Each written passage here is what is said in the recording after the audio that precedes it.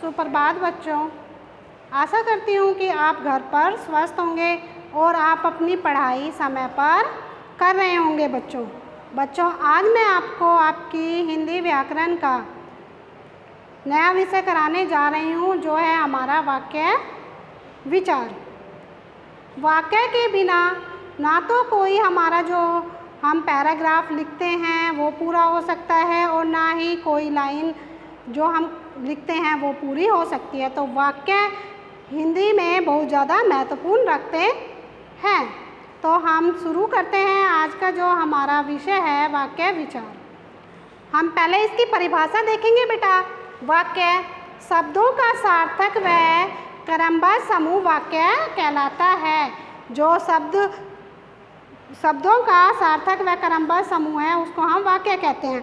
मैं एक उदाहरण लिखती हूँ बेटा, उससे हम समझेंगे।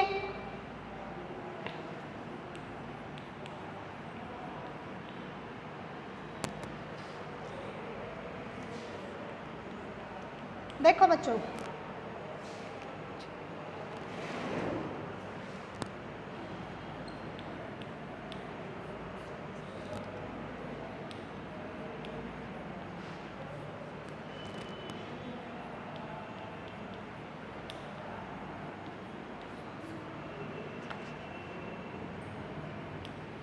अब ये देखें, देखो खेल बच्चे हैं हॉकी रहे।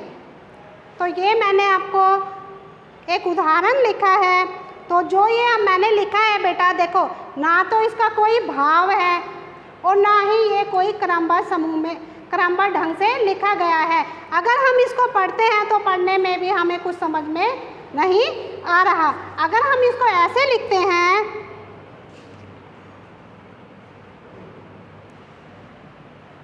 बच्चे हॉकी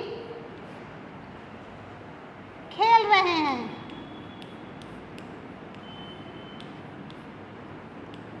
ठीक है। इस वाक्य को हमने ऐसे लिखा, बच्चे हॉकी खेल रहे हैं। तो इसका बेटा पूरा भाव भी समझ में आ रहा है और ये क्रमबद्ध ढंग से भी लिखा हुआ है और हमको अच्छे से समझ में भी आ रहा है। तो ऐसे शब्दों को जो सार्थक समूह होते हैं, जो क्रमबद्ध ढंग से लिखे होते हैं, उनको हम क्या बोलते हैं बच्चों? वाक्य। अब हम चलते हैं आगे वाक्य के अंग।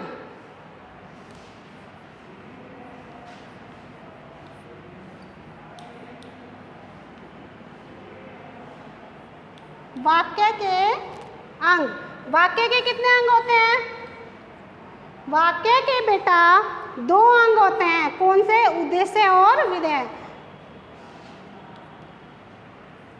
दो अंग होते हैं। ये देखो बेटा, आपका प्रश्न भी बनता है कि वाक्य किसको कहते हैं। तो उत्तर में आप लिखोगे शब्दों का सार्थक व क्रमबद्ध समूह को हम वाक्य कहते हैं। वाक्य के कितने अंग हैं? वाक्य के दो अंग हैं। कौन कौन सा है? पहला है बेटा हमारा, हम ऐसे चार्ट के द्वारा भी लिख सकते हैं। फर्स्ट है हमारा उद्देश्य।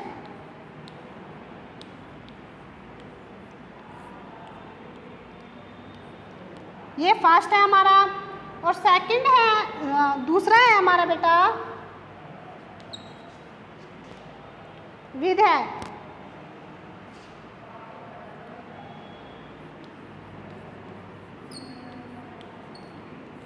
ठीक है। ऐसे अगर आप अपनी जो नोटबुक है उसमें भी आप लिखोगे तो अच्छा लगेगा चार्ट के द्वारा। अब हम उद्देश्य, वाक्य में जिसके बारे में कुछ कहा जाता है उसको हम उद्देश्य कहते हैं, ठीक है। विधेय हम किसको कहेंगे? वाक्य में उद्देश्य के बारे में जो कुछ कहा जाता है उसको विधेय कहते हैं। इसकी बेटा जो परिभाषा है वो मैं आपको जब अगली वीडियो बनाऊंगी उसमें मैं आपको कराऊंगी। आज मैंने आपको वाक्य की परिभाषा समझाई है और वाक्य के कितने अंग होते हैं उसके बारे में मैंने आज आपको बताया है। तो इनकी परिभाषा बेटा मैं जब अगली वीडियो बनाऊंगी उसमें कराऊंगी, ठीक है। फिर भी आपको कोई समस्या आती है तो आप मुझे फ़ोन कर कर पूछ सकते हैं। ओके बच्चों, बाय।